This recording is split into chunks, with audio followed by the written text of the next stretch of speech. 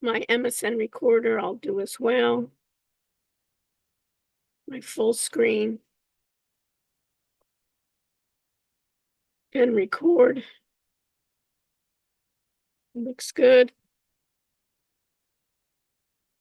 And so the content's being sent and I'm recording and I'm on YouTube. Okay, folks, welcome. Today I want to talk about the assignments that we have due. Again, next week, a week from today, we have our exam, which is in person. I'll give you a review sheet for the exam so you have the time to review. The next time we meet, I will also answer any questions you have about the exam. And I also want to cover with you security tonight.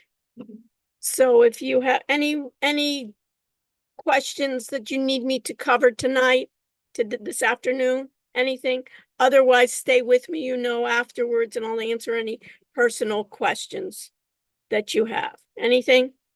And of course, everybody coming in needs to show their webcam unless gotten permission before class to keep it off. I've gotten a couple of things where people have gotten a lot of respiratory things where you're contagious. One thing we can say about this class is we don't infect each other. So at least that part. And you can mute yourself so when you're coughing or sniffling, you can keep that private. You remember we always talk about roles, the need to know. So we don't need to know all those things. Okay.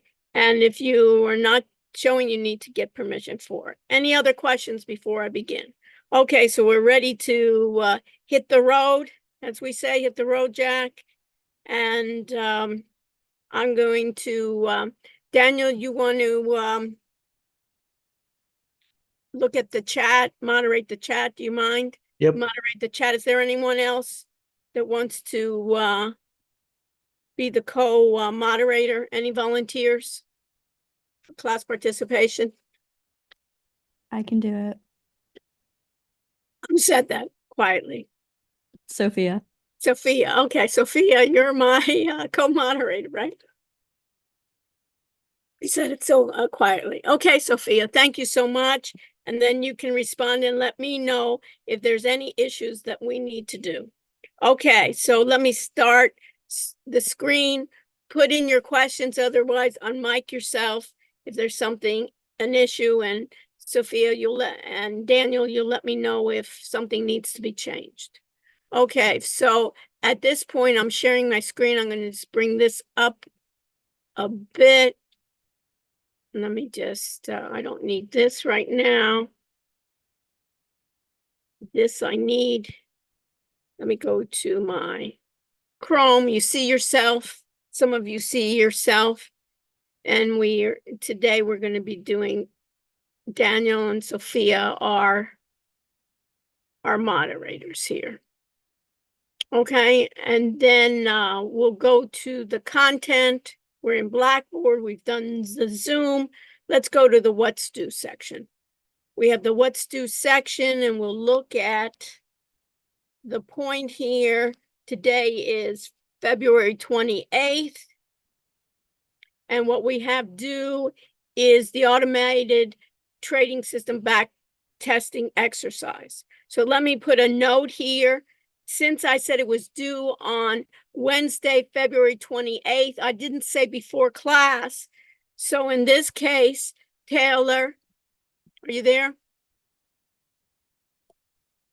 In this case, we'll have the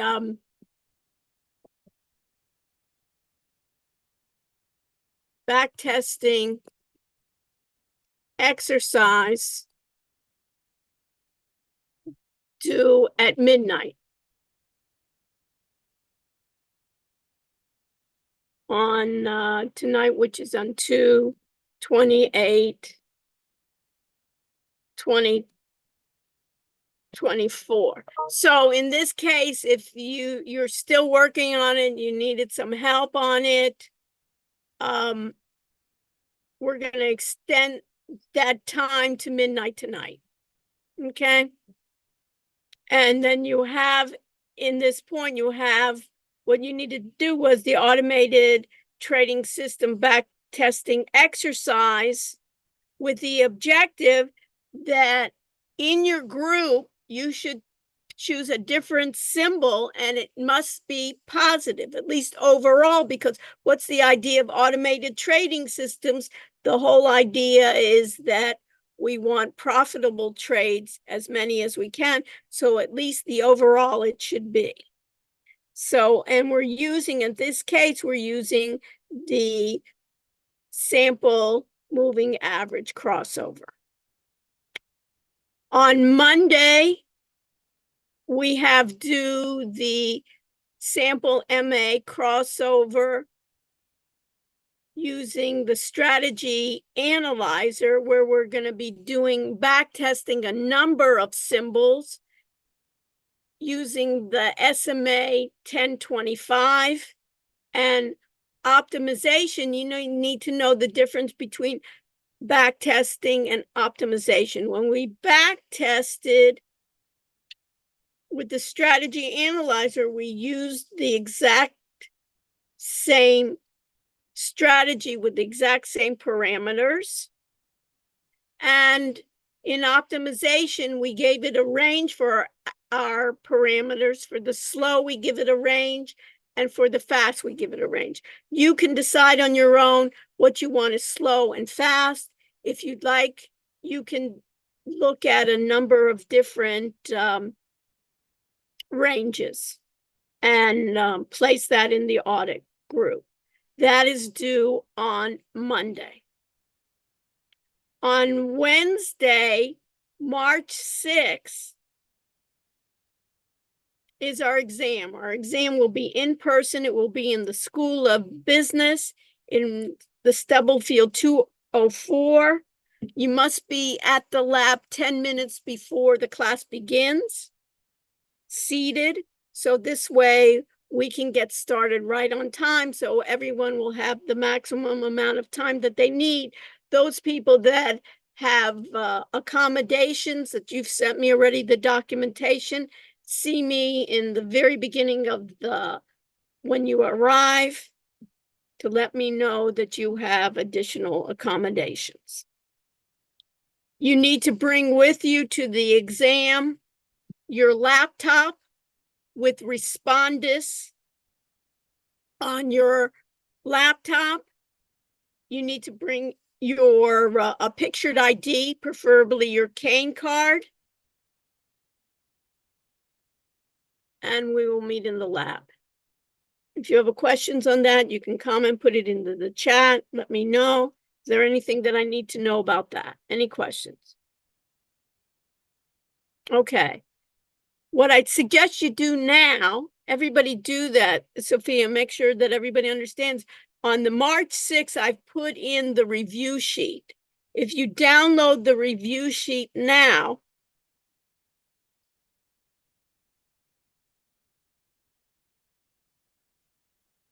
it's a Word document.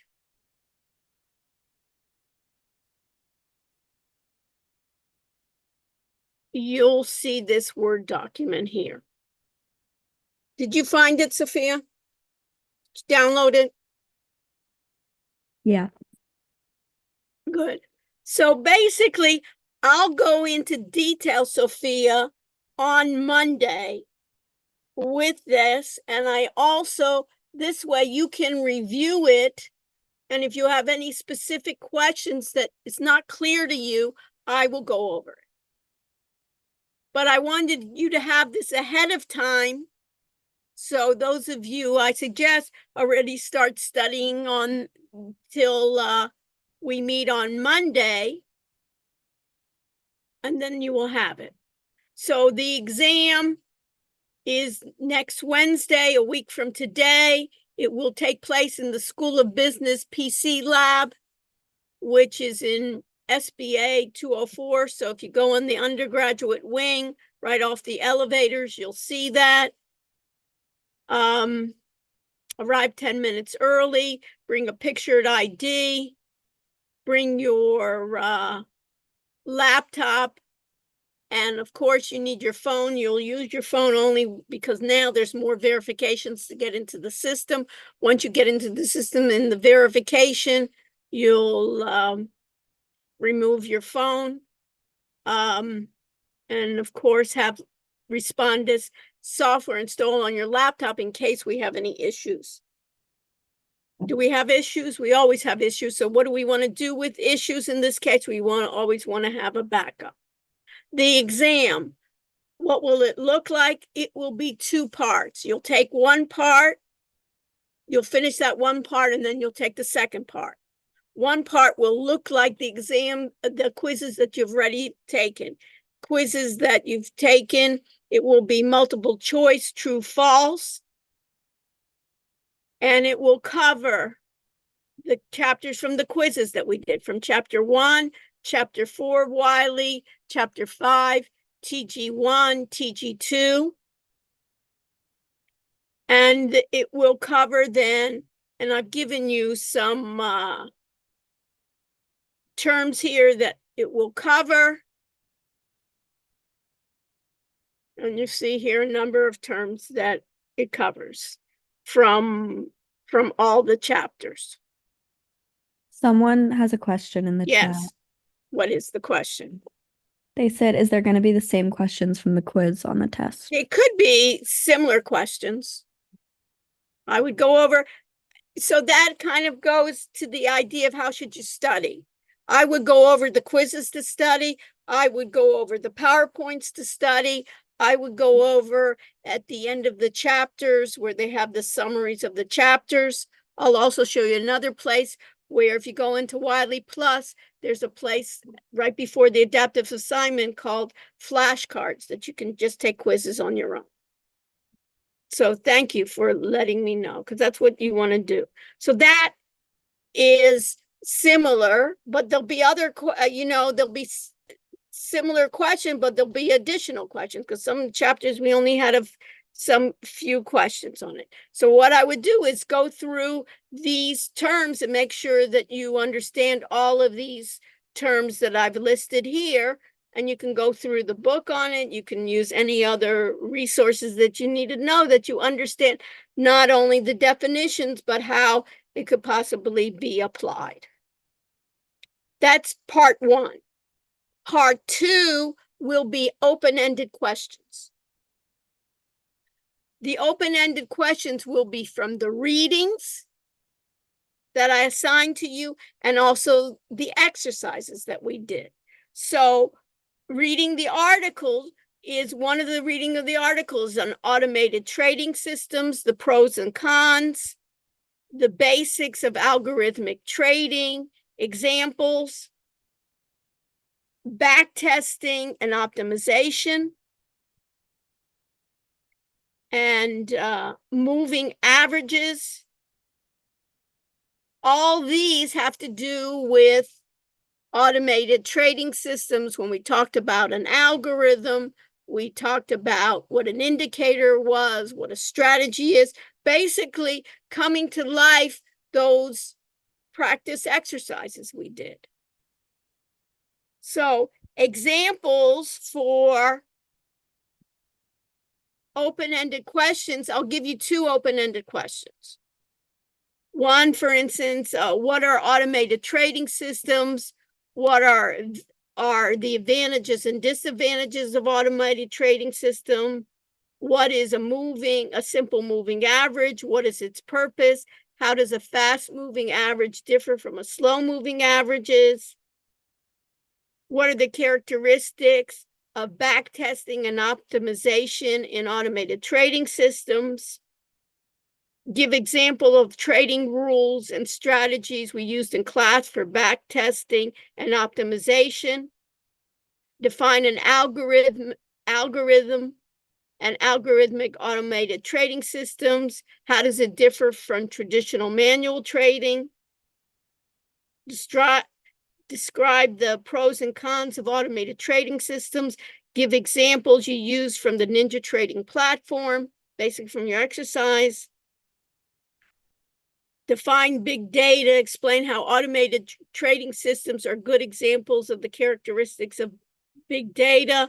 Use the Ninja trading platform in your examples.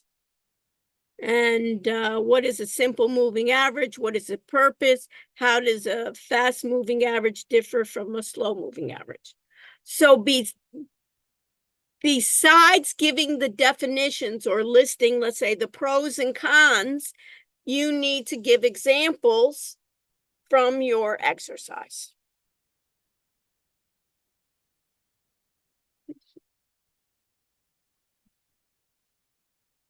Sophia, are there any questions, or do you have any questions? No, there isn't.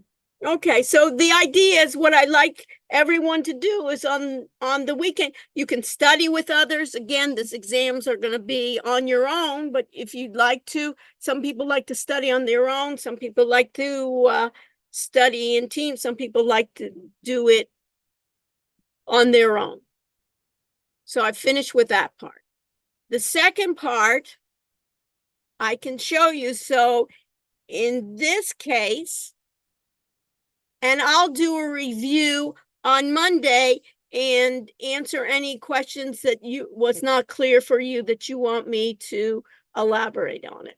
Another way, Sophia, and you can emphasize this, if you go to Wiley Plus, you remember going to Wiley Plus? And if you go to any chapter, let's say in this case, security, notice at the very end, you had, every time we had it was the info security adaptive assignment. You remember, Sophia? Right above it, for each chapter, it's flashcards. And if you go to flashcards,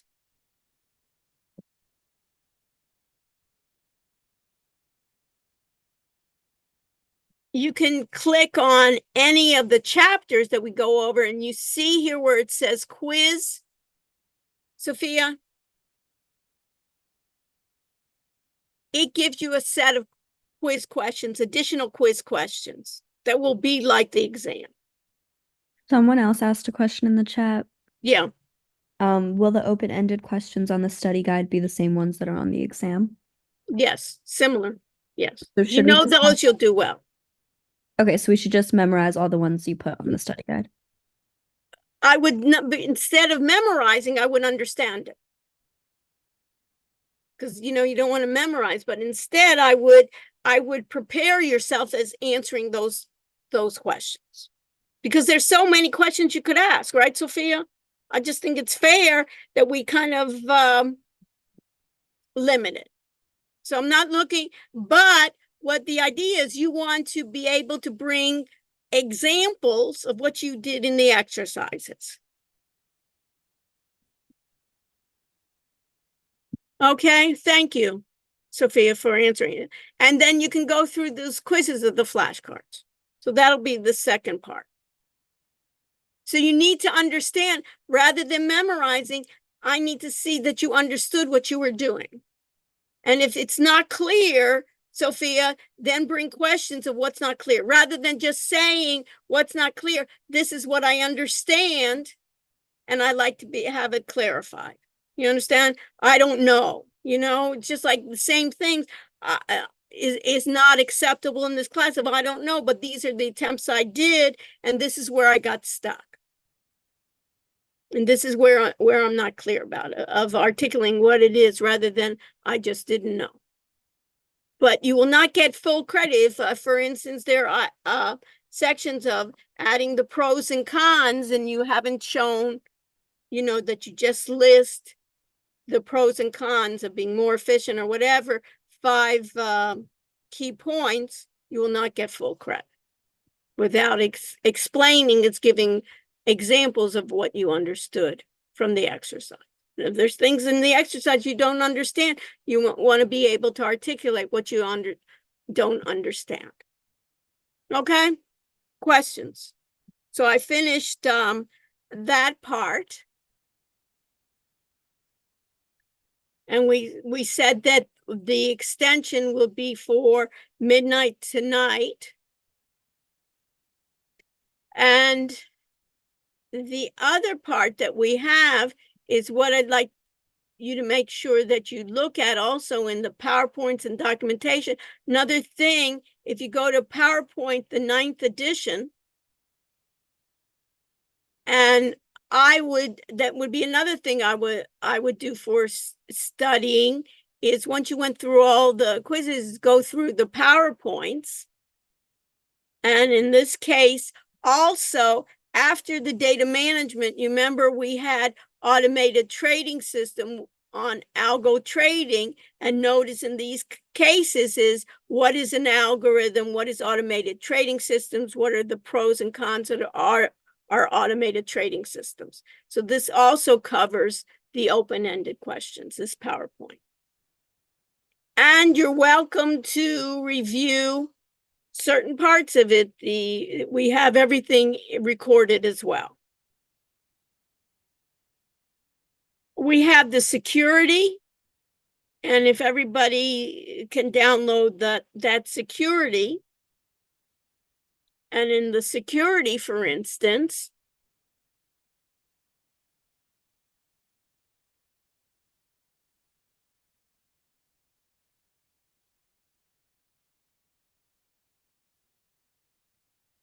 this area will be asked on the test, so it's just not the multiple choice that you've seen before, but you need to understand all these areas. But the idea of security, when we're talking about security, we can talk about physical security, and we also can talk about information security. We can see that the university is very concerned this semester about security. And what types of means, as you as part of the university and part of this community, myself and yourselves, how do you see it's being reflected? So if I asked you, Daniel, where do you see security measures being implemented, what would you say in terms of information security for the university? Well, when they tell you to reset your password every, 5, So 6. did you have to do it lately? I did. I did too. What else? Oh, when they have the Duo login or the authentication code. Is it a bother? Is it bothersome? It's horrible. I know. I And honestly, agree. I do think it might be a little bit unnecessary, but Right. I agree. Also, the question is we'll have maybe the information officer come in and explain to us why are they bothering us so much and letting us do our work, right? How many people have done that? We had to download the Dual Mobile, and one time I didn't have my phone, and I said, well, what am I going to do if I don't have my phone with me, right? but it's also very rare for the point of attack to be the authentication itself rather than the password. Yeah. So it seems like it's, I mean, more secure technically, but unnecessary. yeah. Well, the question is, by doing that, are they making us more secure? What have they prevented? That would be interesting, right? To know what have they actually prevented us? Yeah. Have they prevented an attack? And what is an issue? We can talk about it. So one of the things that we talk about is what's important is what they call is unintentional threats versus deliberate threats. And if you think about it, Dylan Lee, what's the difference? And you'll need to know this, is what's the difference between an unintentional threat and a deliberate? Let's think about unintentional. What would be an example of an unintentional, do you think, Dylan Lee? When we think about what does unintentional mean to you? If I told you, I think what? It means that it was not like something that they meant to happen. Right. It wasn't like malicious. It wasn't, I may have opened up an email, right? And that email may have been from an unscrupulous person and I clicked on a link where it said it was Microsoft, right, that I had to renew my password, and it basically took me to another account and was able to get into the system, was able to do ransomware. So that's unintentional. And deliberate threat means what? Deliberate threat is that it's done on purpose. And so these are the threats. And what we want to do when we think about it, Dylan Lee, is we want to take then the organization, and for instance, our organization, right, the university is trying to protect information resources. And the key is, how valuable are those information resources? Many times what I say is they're trying to restrict, for instance, my recordings. Dylan Lee, and I say, you know what am I'm not giving everyone's credit card information during my recording, is it? It's just basically I'm giving information that you could find anywhere. Why are they restricting that? Why are they restricting my PowerPoints? These PowerPoints you can get, I'm allowing you to do it. So there is a way in which organizations have to decide, Dylan Lee, of what they're protecting and how valuable is it, and what kind of controls we have. So these are the keys of information security. Sophia, we need to tell everybody that they need to know what is the difference between a threat, an exposure, and a vulnerability. In terms of security, you need to know the threat, what threats are about, what exposure do we have, and how vulnerable we are to that threat. And if you think about vulnerability, we could be less vulnerable if we weren't on the internet, right? And the idea now, more and more with AI, now it's going to be AI, right? When we get to the cloud, now there's going to be edge computing. Daniel, have you heard about edge computing? No. Edge computing, remind me, we'll talk about it in detail, but AI now is going to do a lot of devices that will be on the edge and we'll have it at home. That means a lot of like the learning language models and AI, Daniel, instead of developing those and getting my information released to the cloud, they'll be basically on premise. It'll kind of be the edge of the computer, you can think I about. see. So people are saying, hey, why expose my internal data to the cloud? And also it can be faster. So now they're going to have a lot of almost like routers. If you looked at it in the edge, you may want to look at it, Daniel, and search on it. There was a major conference for mobile phones in Barcelona. Have you heard about that? There was a major conference, No. and they basically ended up announcing a number of products that kind of like your assistant, think about a chat GPT or your personal assistant will be on a device. And instead of even your phone, it may not even have a screen. It can have some cameras, and you can attach it to yourself, Daniel, and basically it'll be personalized, basically a smart Siri, a smart Alexa, basically doing my capabilities. I saw a pair of glasses that had like a AI built in. Like yeah, now they're going to have AI. Yeah. They're going to have now all the AI chips is going to be built into your phone's AI, and it'll be I think personal. Samsung just came out with something like that. Yeah, and now it's going to be also with your devices. It's going to be that way. So, and then that's the idea on those edge computing. Why are they doing that? Edge is one, they can process it faster, and two, a security that I don't want it to be released. But guess what? Will these be attacked? Who knows? But this whole idea of anything, the idea is all these devices, and that's why I'm thinking about these devices. What's going to be new are these edge, when you think about it, for these edge devices, That's what they're calling. Instead of the cloud, they'll be calling it edge devices. Now, another way that I think that you can see this, and let me just minimize this. If you go to Wiley Plus, and I want to go to chapter 4, and I'll just start even here.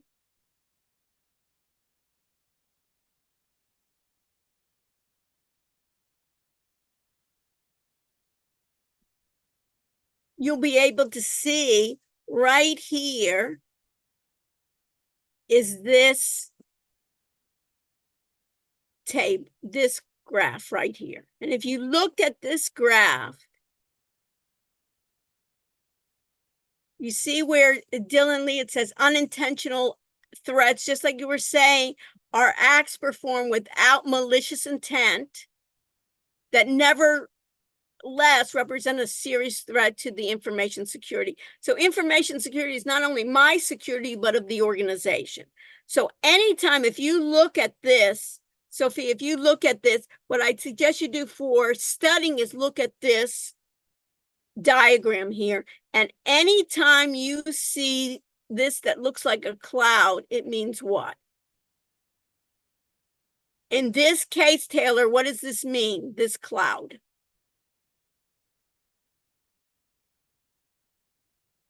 says right in the middle. The internet. The internet. You remember we talk about like in the cloud, save to the cloud. In Zoom, we save to the cloud.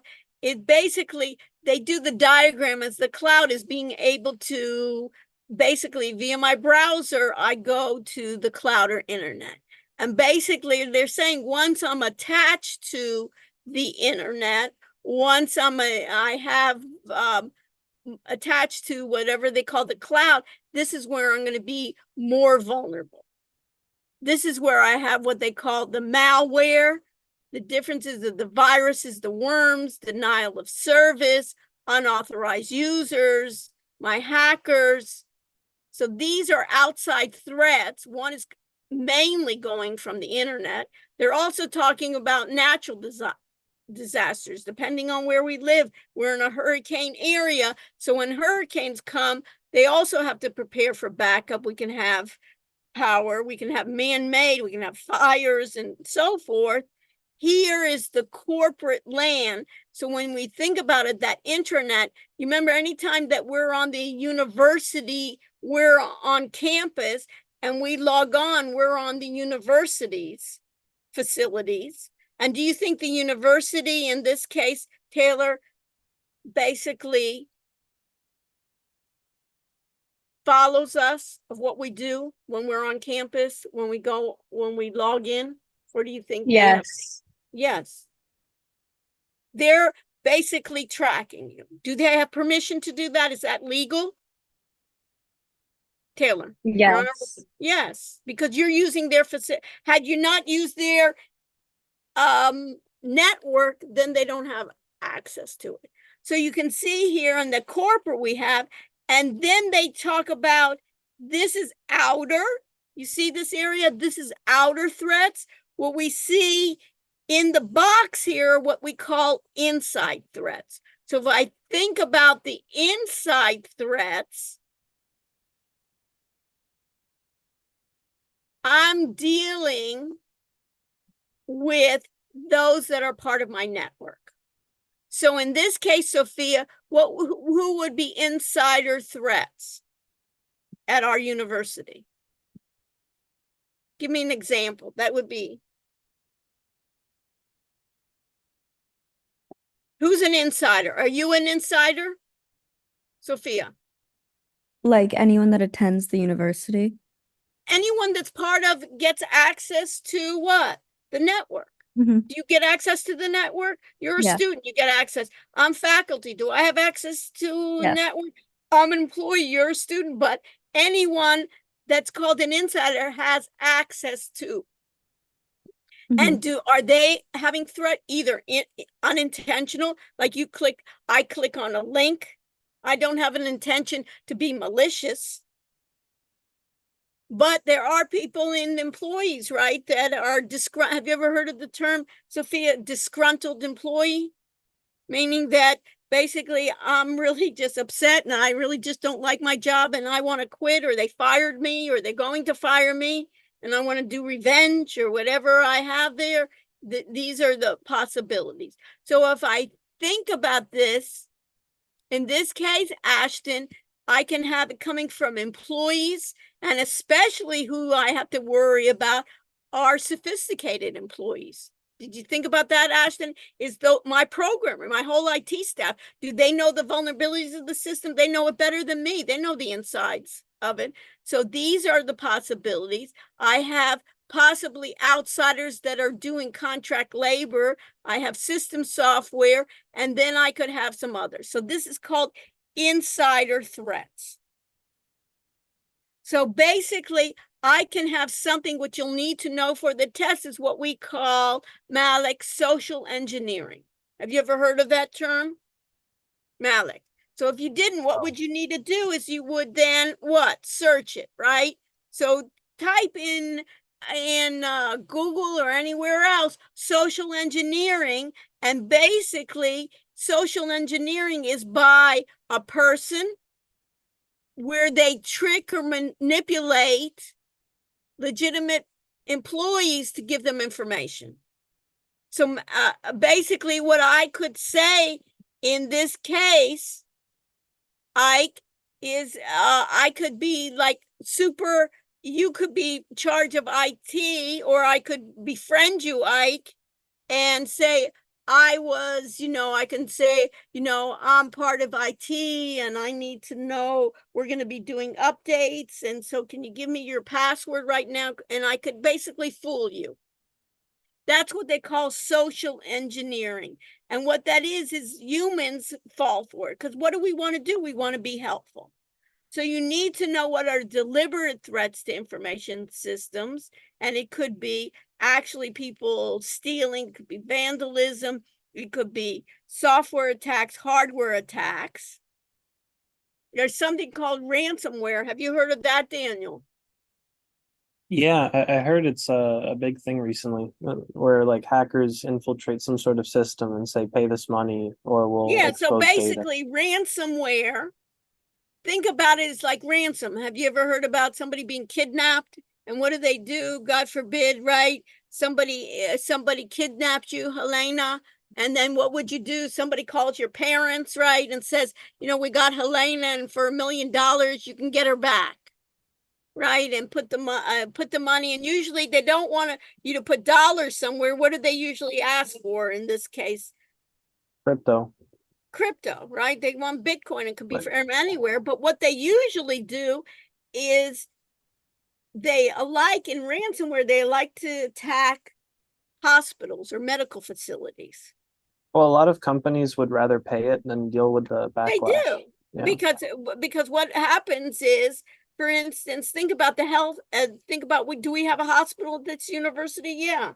And think if they attack the university, someone from without, and they freeze,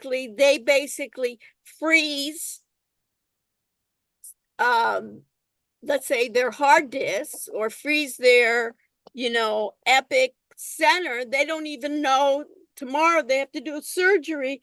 They bring the system down and you don't even know who your patients are.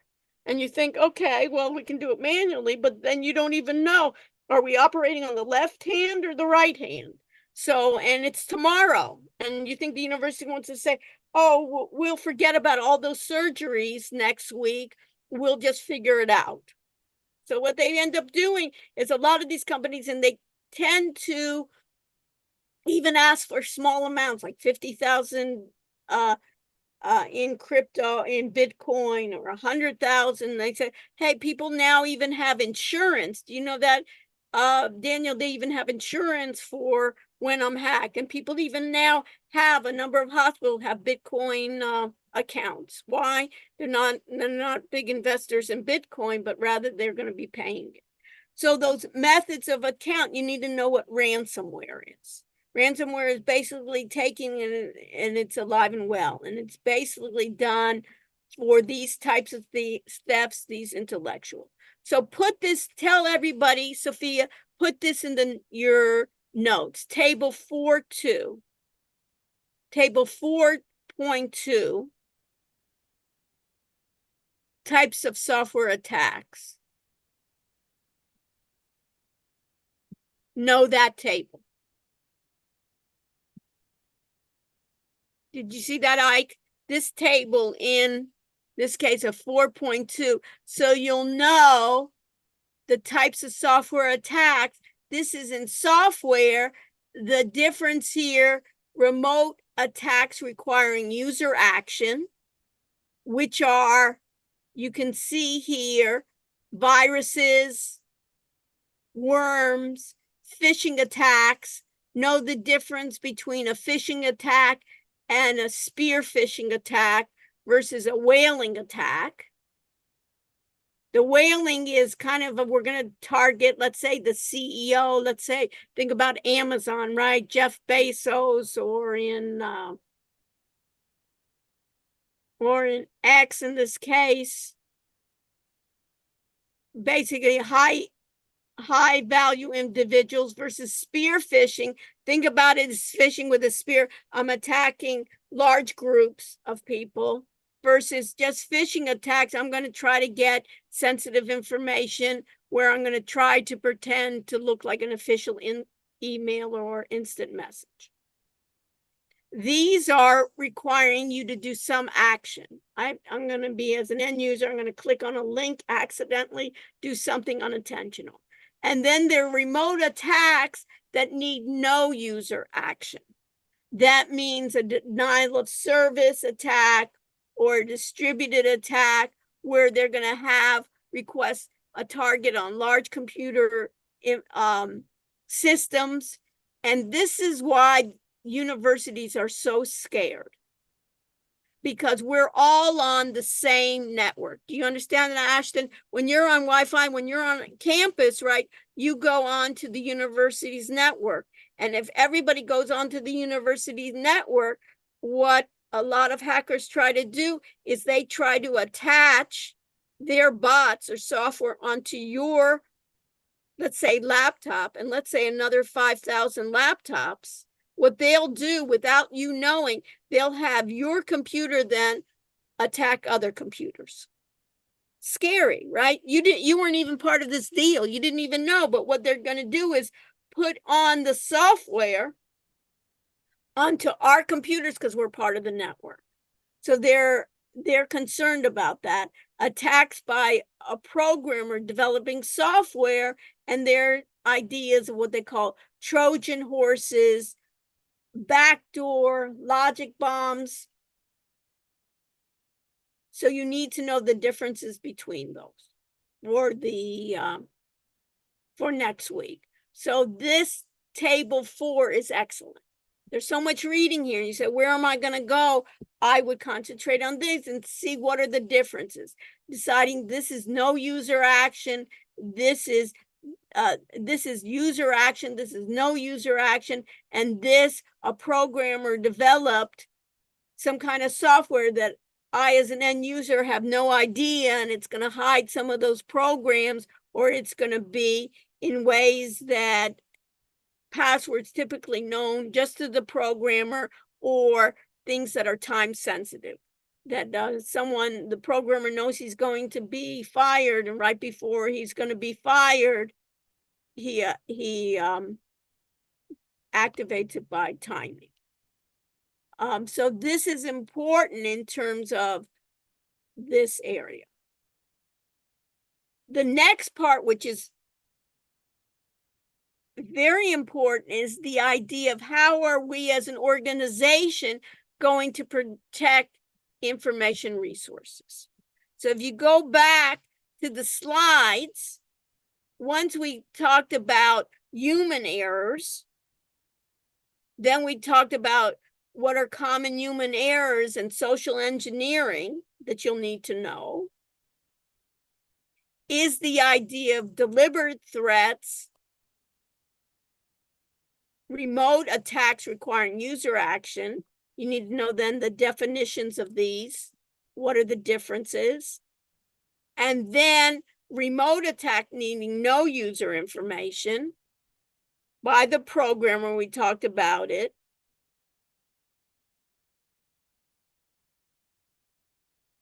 And then what organizations to protect information resources. So if I go back, Daniel, to what are organizations doing to protect information resources, they must understand that being with computers, being on the internet, there's always going to be risks. There's nothing really in life that there isn't a risk. I go and I put the keys in the car, right? I'm at risk and I'm going to have an accident. So the probability that a threat will impact the information source is important. And what we want to do is basically manage those risks. So we do analysis and what we call risk mitigation. What do you think then, Ike, is the idea of what is risk mitigation? What does mitigation mean? If I say I want to mitigate a risk, what do you think that means? Like minimizing it, I guess, Yes. kind of. Yes. How are they trying to minimize? They want to have passwords, right? They want you to do the dual information, right? It's just like, how can you minimize getting hurt in an accident?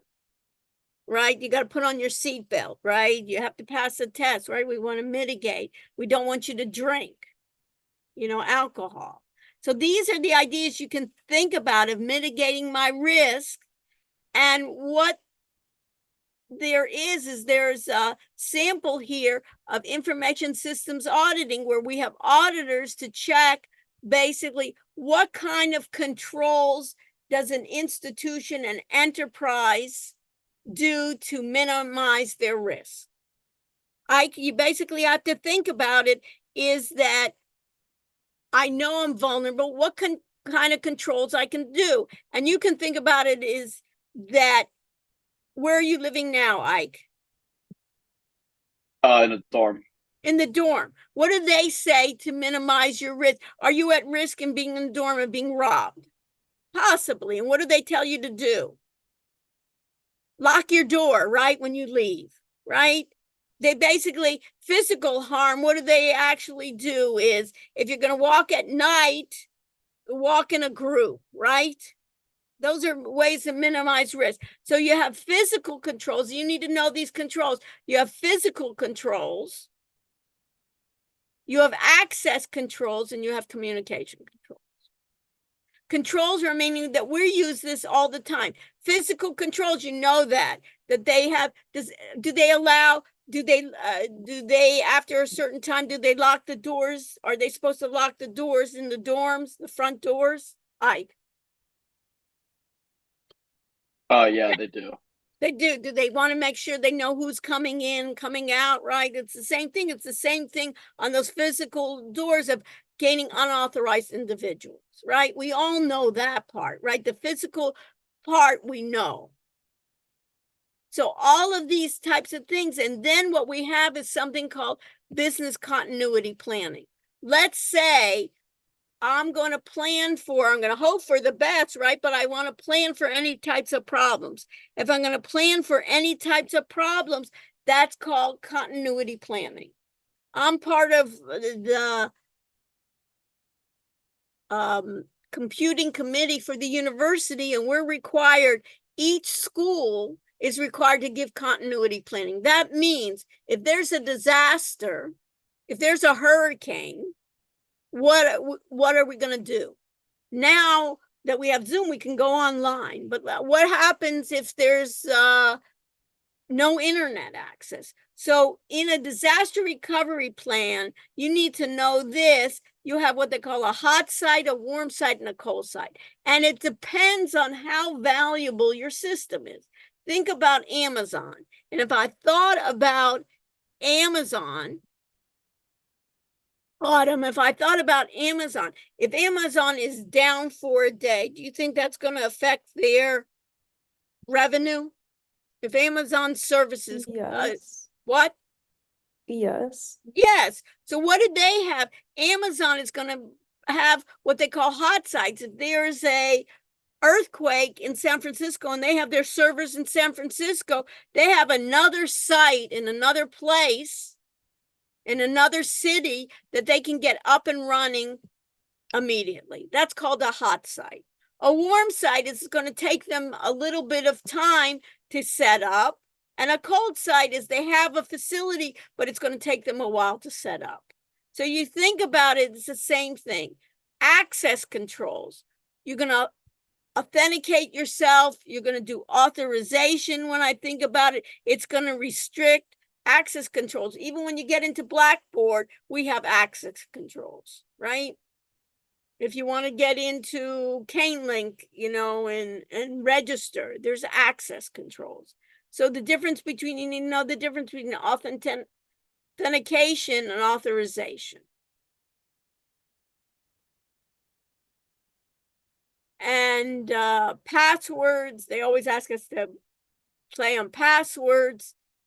It's questioning, and you're always having it difficult to guess. I always have those different passwords, and sometimes it bothers me on these passwords because they have these saving the passwords, and I'm figuring some of these places. That ever happened to you, Daniel, when you think about where they have these places that they save your passwords and you say, hey, that place could be hacked too, Yeah, like LastPass or Bitwarden, but you with some of those softwares you can host it yourself.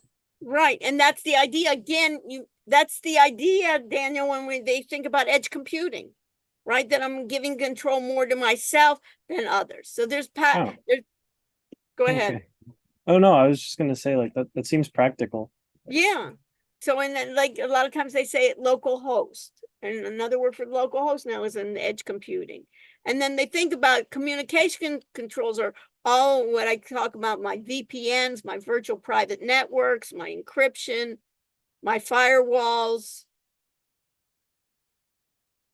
And these are firewalls that are built in, encryption, digital certificates, virtual private network. The internet itself is quite open. The internet itself doesn't have encryption built in, so you can have what they call virtual private networks or tunneling if it's important information, where you can basically discuss from one to another and have that tunnel and bypass some of the vulnerabilities, and that's it. So this was part of the internet. And let me just open up another one. So the idea here, let me go to, notice it has login with KNID right here. As soon as I log in. Now it's not asking for me because I've already logged in one time. And if I'm already here, what can it do in social engineering happen to be if I leave my desk and I'm still logged in, somebody then can basically, my credentials are already there, so they don't even have to guess, they can get in. So if I look in my audit section, think about controls here. I've given you more controls. And if I look at my group here and look at my group 1, I can see here that I have my Zoom, I have my trading strategy. And let me just go to your group. What group are you, Daniel? Are you 8? I was group 8, yeah. Yeah. So if I have in group 8 here and go to trading strategy, I should have 2 trading strategy. I have one where I have in back testing. And in back testing, we use NinjaTrader. We used it remotely to the cloud. And sometimes, basically, when I looked at it, it basically has then Daniel Flores here with the ticker. And in this case here, Taylor, for instance, you want to follow exactly the same. Since it's due tonight at midnight, you want to have it not only MAA crossover. And what is the symbol? You use the symbol what? AOS, I would capitalize that AOS. And in this case, you used in this case, AOS, that sample, AOS is a symbol, Taylor. What is AOS here? That was my tick. Okay, so you want to put that afterwards, right? You want to put that afterwards because it's, in this case, it's not MS, it's SMA crossover, right? Sample moving average crossover. So that needs to be corrected. And then it's going to be the parameters is one simple moving average is 10. The other is 25 is the fast one. And then your ticker symbol then is going to be AOS. What was the overall you said was 19%? Yeah. And then Okay, you I'll want fix to see, so just fix it just like it was in Daniel's. You see that ticker? So we know what the ticker is. We know what the strategy is. We know what the net profit is. We know what the data range and ways to improve. So this on the back testing, this is picking one symbol and going backward in time. In this case, we're going backward in time for 1 year.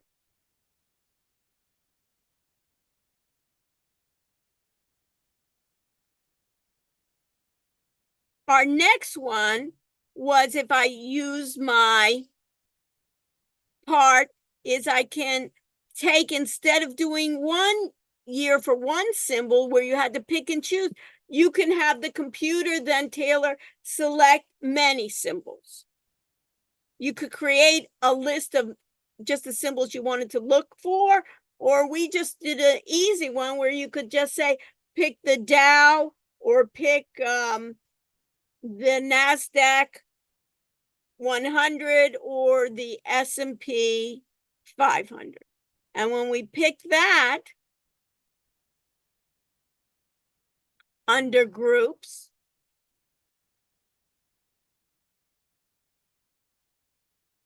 so you can even use Daniels for that. If I picked in the group of the trading strategy, so this we can think about back testing. I'm just going to even add something here.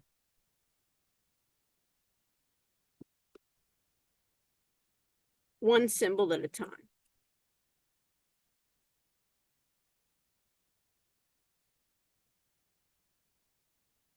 At a time.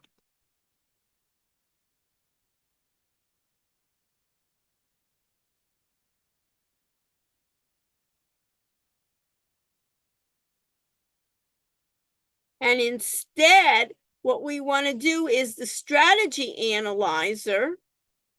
When we did our back testing, we did a number of symbols using the same parameters. And we need to know then the difference, and you can read those articles. What is the difference between back testing that we did with strategy analyzer and optimization? Back testing with strategy analyzers, we use the same parameters. And in this case, Daniel, what would be good is this is Daniel, the NASDAQ, DM. What about the back testing one? I see here. If you click on it. Okay. But I would just put right here. I would put, I would put what I had for, this is what I had for my optimized one. Oh, okay. So 2 parts there. And I would put also here, Daniel, what did you get for, did you use the NASDAQ 100 also for the back testing? Yeah, I did. That's in the folder. Yeah, so I would put it there too. I would, so that way we can see a review. Okay. So I would put even the back testing one in front first. Daniel Flores, NASDAQ 100, right? Back testing the SMA 1025. Mm-hmm. What was the top earner? I would do that as well. So that way we can see it easily, what it occurred to be. So put the back, because we really combined the two. Back to, because it's confusing for students when they see strategy analyze back testing and optimization, because in a way, optimization also does back testing, right? But it will check all the possible parameters. Mhm. That way it's clear. I'm using yours. So put then the Daniel Flores then of the back testing. Like that, I just changed it if you want to refresh. Okay, right. So, and so this is gonna be import. So if I go to my groups, everybody understand? So you can look at, when I look at my groups then, I have my trading strategy. I have then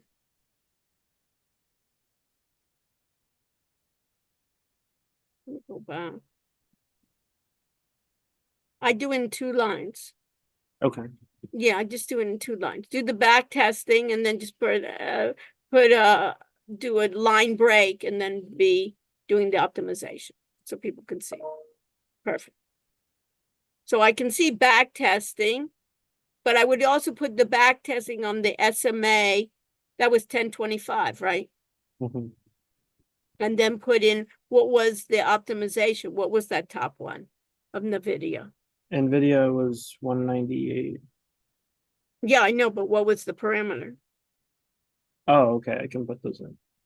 So people can see what the different, then I can see clearly what was available. Okay.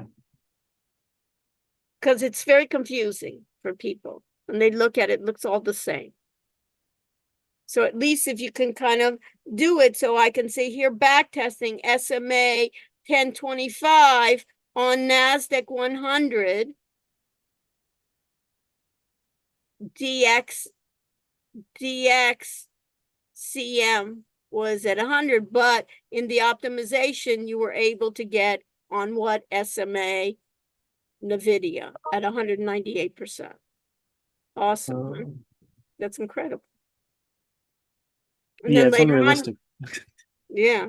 And then later on, it'd be interesting just to see, you can even try it, is what is it if I just bought and hold in, for 365 days. But Do you like wait, that better? I just changed no, it. no, just do this. I'm just talking just in general. If anybody just picked it for a year, you would do well.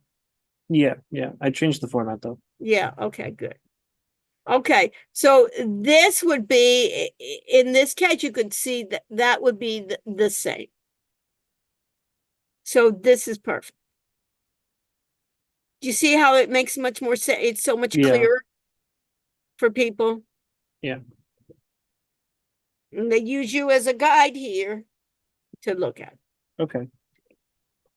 And then if anybody asks, we still have till midnight. If anybody asks already, you can help. You can even tell them, hey, you can now look at mine and see the difference. And here you can see the difference that this was the SMA crossover 1025. Mhm. And NVIDIA was there too, where it was. So I didn't even get in NVIDIA. Was it minus? Oh yeah, for the initial back test, I should probably have done a different one. Yeah, do a different one so you get something positive Okay. for overall. You have till midnight then. Okay. Okay. Question. So I'm going to stop sharing. That was a lot. So Sophia, did that help? Yes, no, any other questions that I I have have? a question. Yeah, sure. When I did it, like following your recording, all the trades I got were negative. So find one that's positive. I have to change it. Mm-hmm. Okay. But now, do you know how to do it? Yeah, So now, how long will it take? not long. Isn't that wonderful? Right? And then think about the other ones. And you know what, great, if there is something positive, then it'll get more into your mind to do it, right? And, try just to do it. And I'll give you a hint. Have you done the optimization yet? You may even, you'll see, but you can do it. The optimization will do it for you. And it'll go through 100 of them. And that's why I wanted you to kind of pick and choose. Isn't that a pain, Sophia? Oh, I got to find another one. I'll find another one. I'll find another one. But then the optimization one you want to work on to be able to, when you look at my recording, you'll be able to get something that's positive. Try Dell. Okay, Sophia, try downloading it. See if that'll do it. And I bet, and how long will that take? 5 minutes at most, right? That's the fun part of it. But then what I'd love it to be is in the next exercise for the optimization is basically you say, hey, I'll give it 500 symbols and it will sort for you. I Can you tried to do imagine the going through S&P 500? 500. It just What? did not work. Like it never finished. Really? Yeah, Try I think 100. there's an issue. Yeah, I did the 100. It worked. Yeah, it may be also because we're doing that I think remote, the server itself is the just remote too. access. Yeah, it probably doesn't have enough RAM. I don't Yeah, know. though somebody else got it. So maybe Oh, the really? timing, right? So maybe that were you trying it when we were all doing it together? I have no idea. I don't know, but try it Yeah. again. And if not, just do the I'll give NASDAQ it a go. 100. Just curious to see. Okay, anything else? So we're ready here. I'm gonna go do attendance. Everybody knows the way. I will answer all your questions and do a more of a review on Monday. And you tell me if you want, if you have questions, right, Sophia? You can tell me what questions you have, and then I'll go to attendance. Let me check in. Start checking. 8787. If you have questions, stay with me. Otherwise, we'll see each other on Monday. Thank you. You're welcome.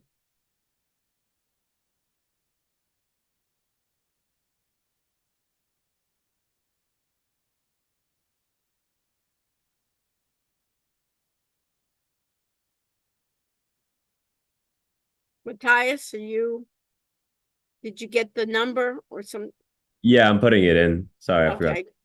Thank Yeah, you. I just want to make sure. You don't have any other question, do you? No. Great. Have a good day. You too. So let me stop sharing. Let me shut down my recording.